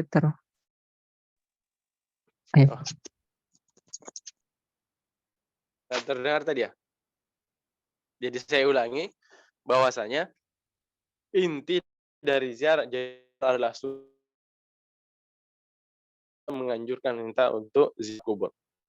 Kuntu nahaitukum an ziyaratil kubur fazuruha. Maka ziarahilah. Artinya datanglah berziarah ke kuburan. Intinya apa? Untuk mengingatkan kita kepada kematian, bukan untuk pergi berdoa atau pergi membaca Al-Qur'an. Karena apa? Rasulullah SAW mengatakan bahwasanya bedakanlah rumahmu dengan kuburan. Maka bacalah Al-Qur'an dalam rumahmu. Jadi Rasulullah mengajarkan kita bahwasanya salah satu perbedaan rumah dengan kuburan apa?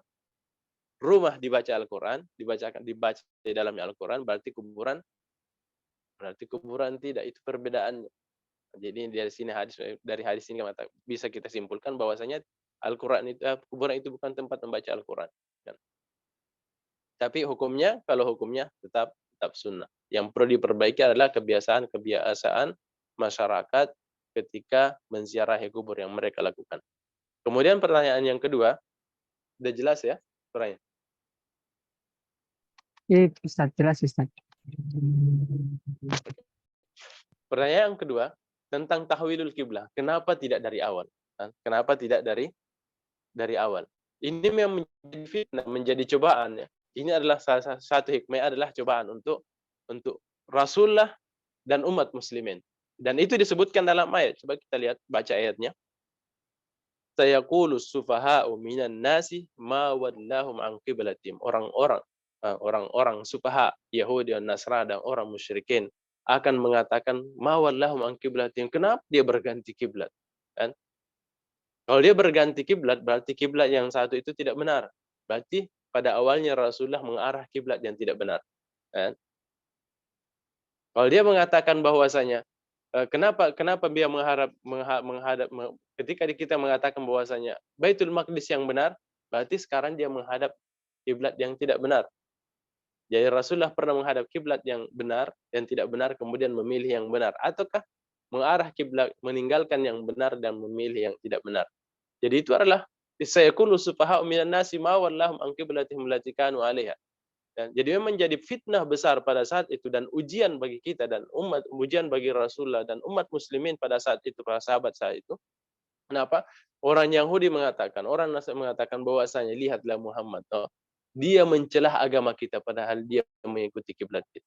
Orang musyrik mengatakan bahwasanya Nabi Muhammad mengaku bahwasanya dia adalah pengikutnya Nabi Ibrahim. Dia mengikuti millat abihim Ibrahim alaihissalam padahal dia mukhalif dengan kiblatnya. Fitnah, ya kan? Menjadi fitnah, menjadi cobaan.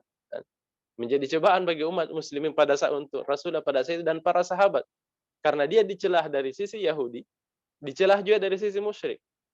Orang Yahudi mengatakan, ya lihat Muhammad, dia mencelah agama kita dan dia mengikuti kiblat kita. Orang musyrik mengatakan bahwasanya lihatlah Muhammad, dia mengatakan bahwasanya dia satu agama dengan dia mengikuti millat abihim Ibrahim. Dia mengikuti agamanya Ibrahim dan kiblatnya Ibrahim adalah Ka'bah. Kenapa dia tidak mengikuti Ka'bah? Setelah terjadi pengalihan kiblat, kan, fitnah yang lain datang. Oh, lihat Muhammad.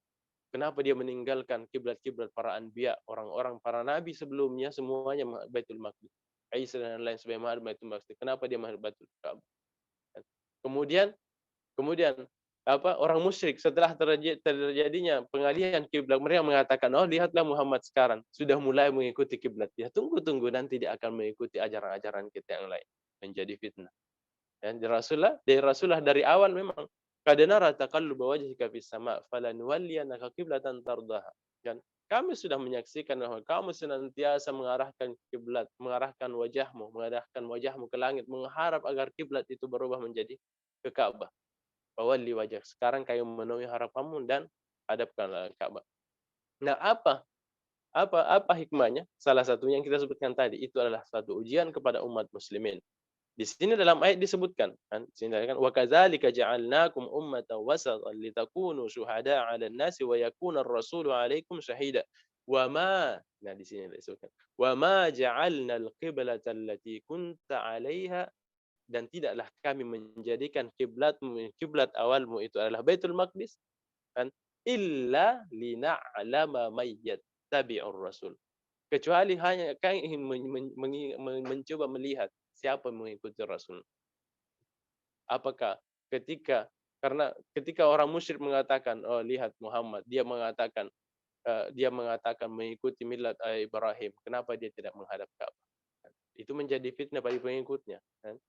Apakah betul-betul dia akan tetap mengikuti Muhammad pada saat itu? Yang mengatakan saya adalah pengikut Ibrahim, padahal secara zahir dia tidak menghadap Ka'bah. Itu adalah ujian bagi kaum muslimin, kan? Ujian bagi kaum muslimin. Dan setelah pengalihan Ka'bah, pengalihan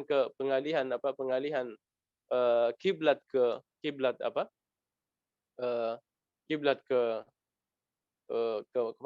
Ka'bah, dari Baitul Masjid ke Ka'bah menjadi ujian lagi.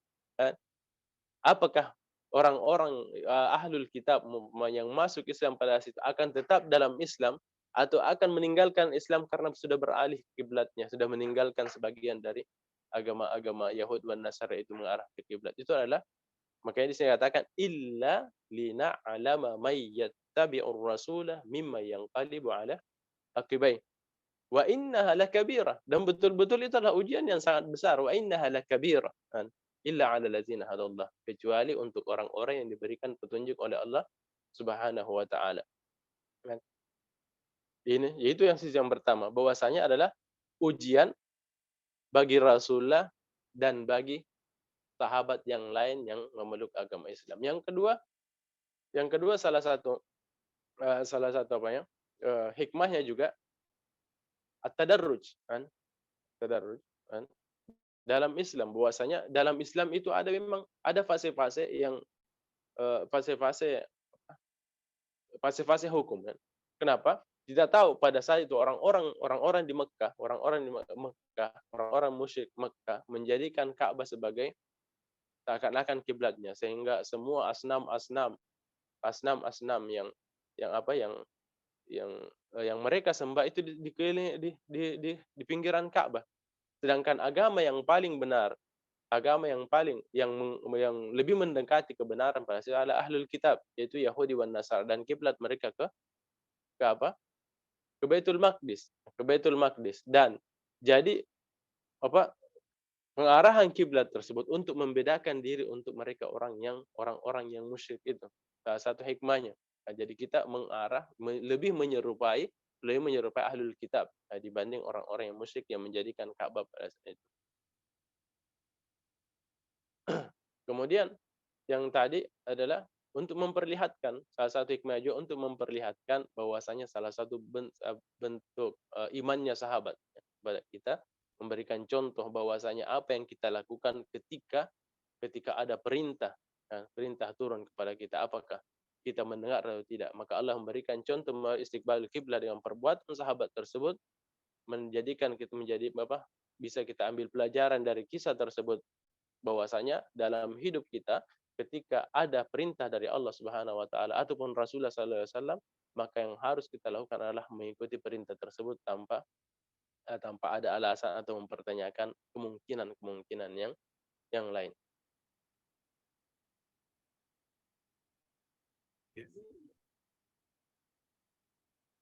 Baiklah, Iya. Kasih banyak Ustaz, cukup jelas Ustaz, kasih. ya baik. Syukron Ustaz atas jawaban yang diberikan. Selanjutnya saya melangkah ke pertanyaan dari Ibu Surya Uya. Tapi mungkin ini saya akan bacakan juga sekaligus dari pertanyaan dari Ibu Alifka dan Ibu Uci karena berkaitan, yaitu tentang sholat sunnah. Pertanyaan dari Ibu Surya, Tabe setelah azan misalkan maghrib, saya lihat jamaah sholat sunnah, tapi yang saya tahu setelah azan maghrib tidak ada sholat sunnah. Jadi saya menunggu iqomah saja tidak sholat. Mohon penjelasannya Ustadz. Syukron. Kemudian pertanyaan dari Ibu Alifka, apakah ada tuntutan untuk berpindah tempat ketika mengerjakan sholat sunnah setelah sholat fardu? Kemudian pertanyaan ketiga dari Ibu Uci, jika dalam perjalanan kita melewati masjid dan tertarik untuk mampir namun bukan waktu sholat fardu, bolehkah kita sekedar mampir dengan niat sholat tahiyatul masjid? Ustaz, pertanyaannya. 4 Ustaz. Yang pertama tadi satu-satu ya. Apa yang tadi pertama? Misalkan sholat pada setelah azan sholat maghrib, saya lihat jamaah sholat sunnah. Salat sunnah ya. Oke, jadi salat sunnah setelah maghrib itu ada hadisnya. Nanti juga akan kita dapati dalam kitabus salah. Jadi itu ada salat sunnah ya. Rasulullah mengatakan salli qabla al-maghrib. Salli qabla al-maghrib, itu perintah dia. Salli qabla al-maghrib, kemudian liman sya, bagi mereka yang kita ketika kamu menginginkan. Jadi tidak salah ya, memang ada perintah dari Rasulullah untuk salat sunnah sebelum maghrib. Kemudian tapi akhir hadis mengatakan liman sya, makanya tidak menjadi salat qabli atau salah satu rawatib, tidak. Tapi untuk salat sunnah sebelum maghrib, karena bainal azanain itu salah kan? Ingat bahwasanya bainal azanain itu ada salat. Jadi ada salat sunnah di antara dua azan, yang dimaksud dua azan sini adalah azan dengan iqamah. Di antara dua iqamah itu ada salat. Jadi mereka yang ingin salat silahkan salat. Jadi jangan hanya menunggu saja. Kalau memang ada fatra, ada waktu, artinya soal muazzin tidak langsung qamat setelah maghrib, silahkan salat. Rasulullah menganjurkan itu. Tapi ketika langsung iqamat berarti tidak apa? Jangan salat sunnah kalau sudah iqamat, kan? Karena tidak adalah salat bilal maktubah. Tidak boleh salat sunnah lagi ketika orang sudah memulai salat wajib, salat fardu. Jadi ada salat sunnah sebelum apa? Sebelum maghrib. Jadi jangan tinggal menunggu, silahkan salat sunnah. Yang pertama bainal azainain salah, yang kedua memang Rasulullah memerintahkan, kan? Salat qabla maghrib itu nanti akan kita dapatkan hadisnya.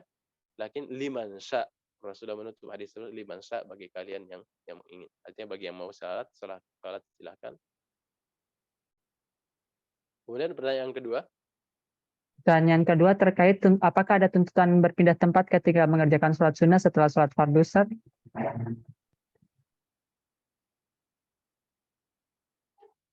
Setelah salat fardu, artinya bukan masalah renggang waktunya, bukan masalah fase waktunya. Jadi memang harus ada apa? Tidak langsung salat tidak langsung salat sunnah setelah salat wajib. Jadi sebenarnya tidak secara langsung tidak ya, tapi kita tahu bahwasanya tempat salat itu semuanya menjadi saksi. Kan? Ingat bahwasanya di hari kemudian itu semuanya menjadi saksi kepada kita. Termasuk adalah tempat yang kita tempati salat. Jadi salah satu dari bab masuk dalam bab apa? Iksar syuhud, bahwasanya memperbanyak saksi di hari kemudian, bahwasanya nanti tempat-tempat tersebut akan menjadi apa? Menjadi saksi untuk kita bahwasanya dia menjadikan saya sebagai tempat sujudnya.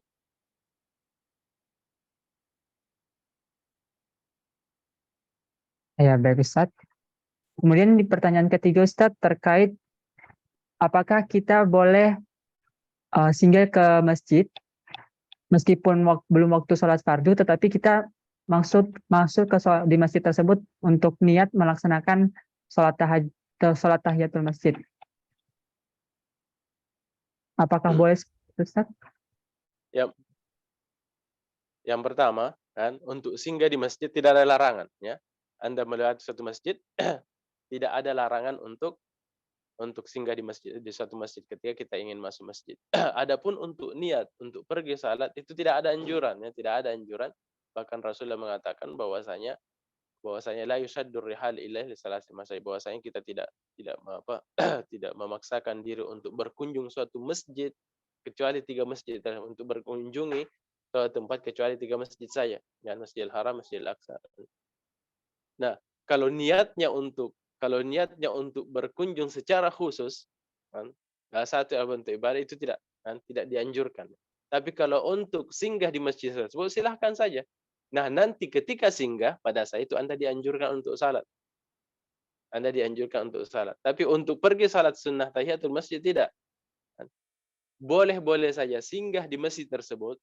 Nah, nanti ketika singgah pada saat itulah datang sunnah bahwasanya untuk apa? Untuk salat tahiyatul masjid. Tapi bukan niatnya untuk pergi tahiyatul masjid, tidak, kan? Jadi boleh saja Anda mengunjungi suatu masjid, singgah satu masjid, dan nanti ketika Anda masuk barulah datang sunnah tahiyatul masjid. Sama dengan apa? Ziaratul kubur, kan? Ziarah apa kuburnya Nabi Muhammad SAW. Tidak ada hadis yang menganjurkan secara khusus bahwasanya kita disunnahkan untuk menziarahi kubur Rasulullah SAW. Yang ada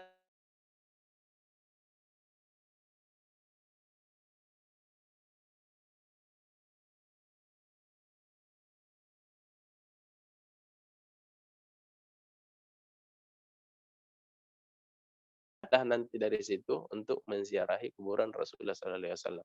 Jadi bukan tujuannya untuk menziarahi kuburan Rasul, tidak. Tujuannya adalah masjid.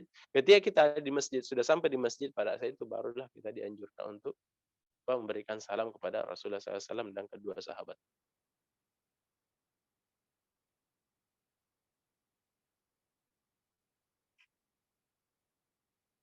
Baik. Tapi Ustadz, mungkin kita masuk ke pertanyaan terakhir, karena berhubung juga waktu sudah melebihi sekitar 10 menit. Pertanyaan terakhir terkait sholat jamak Ustadz dari Ibu Sukmawati. Mohon dijelaskan Ustadz terkait tata cara menjamak dan mengqasar sholat Ustadz ketika sedang safar. Karena ada yang berpendapat bahwa dikenakan hukum jamak saat 85 km atau 16 farsak. Dan ada pula yang melakukannya setelah berpindah satu wilayah ke wilayah lain sekalipun tidak mencukupi 85 km. Jadi yang pertama, pembahasan salat kasar dan jamak itu luas pembahasannya dan banyak khilaf di dalamnya. Kemudian yang kedua, jamak dan kasar itu beda hukumnya, kan? Jamak, kan? Kita secara ini saja. Jamak itu boleh saja dilakukan mukim dan musafir. Ya. Jamak boleh dilakukan oleh mukim dan musafir. Orang yang tidak musafir boleh saja menjamak salat dalam keadaan penghujan ataukah sebelum safar, kan, menjamak dua salat. Tapi tidak kasar, ingat tidak kasar. Sedangkan kasar hanya boleh dilakukan bagi orang yang musafir. Tidak boleh umpamanya kita di rumah saya ingin mengkasar salat, tidak boleh. Tapi menjamak boleh saja dalam beberapa keadaan. Dan dalam beberapa keadaan. Safar barulah boleh mengkasar. Yang 4 rakaat menjadi 2 rakaat, asar menjadi 2 rakaat, kemudian zuhur menjadi 2 rakaat. Itu baru kasar. Adapun masafah, kemudian jaraknya, jadi ulama ikhtilaf. Kenapa? Karena Rasulullah tidak menentukan jarak tertentu tentang kapan bolehnya kasar. Cuma ulama memperkirakan bahwasanya Rasulullah mengkasar ketika pergi ke Mekah. Nah, ketika menentukan itu orang ulama melihat apakah kita lihat waktunya ataukah ketika melihat jaraknya, kan? Masafah antara Mekah dan Madinah perkiraan adalah 3 hari. Banyak 3 hari perjalanan naik onta. Apakah hari tersebut yang kita jadikan patokan untuk safar ataukah jarak yang kita jadikan? Makanya ada mengatakan bahwasanya paling ini adalah 85 km umpamanya setelah keluarnya Rasulullah SAW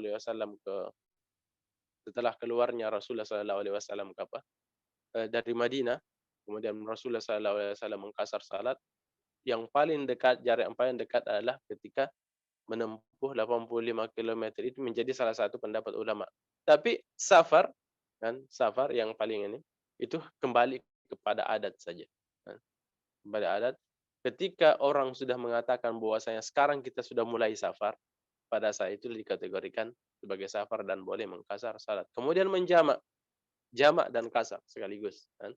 Tadi hukum jamak, ingat jangan di ya. Ada hukum jamak, hukum tertentu, ada kasar, hukum tertentu. Kan? Kasar hanya boleh dilakukan ketika musafir, jamak boleh dilakukan mukim dan musafir, dan boleh digabungkan kedua-duanya ketika dalam keadaan musafir. Menjamak sekaligus mengkasar. Tapi menjamak dan kasar ini tidak semua salat, ya? Tidak semua salat. Tidak dijamak antara subuh dengan zuhur, tidak. Yang boleh dijamak kasar, jamak antara duhur dengan asar boleh dijamak langsung sekaligus, 2 dengan 2, takhir atau takdim. Kemudian asar dengan maghrib tidak, kan? Tidak dijamak antara asar dengan maghrib. Yang dijamak adalah maghrib dengan isya. Kemudian dikasar, maghribnya dikasar, isyanya yang dikasar. Kemudian jamak antara isya dengan subuh tidak. Kan? Jadi yang dijamak adalah zuhur dengan asar, maghrib dengan isya. Adapun isya dengan subuh tidak, subuh dengan zuhur tidak. Kemudian kasar yang boleh dikasar hanya 4 rakaat menjadi 2 rakaat. Kemudian hukumnya juga panjang perbedaan ulama, ada yang mengatakan kasar itu wajib, ada yang mengatakan itu adalah sunnah. Baik Ustadz atas pertanyaan diberikan. Demikianlah sesi tanya jawab kita. Seperti biasa, di akhir kajian ini kami berharap Ustadz berkenan untuk mendoakan kita semua. Tafadhol Ustadz. Bismillahirrahmanirrahim. Alhamdulillahirabbil alamin. اللهم أصلح لنا ديننا الذي هو عصمة أمرنا وأصلح لنا دنيانا التي عاشنا وأصلح لنا آخرتنا التي فيها معادنا واجعل الحياة زيادة لنا في كل خير واجعل الموت راحة لنا من كل شر. اللهم إنا نسألك موجبات رحمتك وعزائم مغفرتك والسلامة من كل إثم والغنيمة من كل بر والفوز بالجنة والنجاة من النار. اللهم أحسن عاقبتنا في الأمور كلها وأجرنا من خزي الدنيا وعذاب الآخرة. اللهم لا تدع لنا ذنبا إلا غفرته ولا هما إلا فرجته ولا دينا إلا قضيته ولا حاجة من حوائج الدنيا والآخرة إلا قضيتها يا أرحم الراحمين.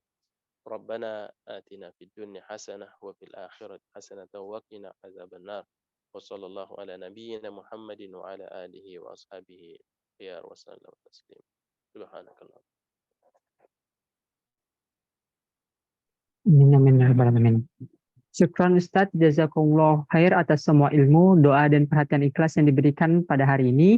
Semoga Allah membalas niat dan amal baik Ustadz dengan ampunan yang luas, pahala dan kebaikan yang melimpah, kesehatan, kebahagiaan, serta keselamatan di dunia maupun di akhirat. Amin, amin, ya rabbal alamin. Kami juga menyampaikan jazakumullah khair kepada seluruh hadirin yang telah berpartisipasi maupun antusias pada kajian kita hari ini. Ilal liqa, sampai berjumpa lagi di pertemuan selanjutnya dan dengan jam yang sama insya Allah. Marilah kita menutup kajian kita pada hari ini dengan melafazkan doa kafaratul majelis. Subhanakallahumma wa bihamdika asyhadu an la ilaha illa anta astaghfiruka wa atubu ilaik. Wabillahi taufiq wal hidayah. Wassalamualaikum warahmatullahi wabarakatuh. Waalaikumsalam warahmatullahi wabarakatuh. Waalaikumsalam Syukran Tad. warahmatullahi wabarakatuh.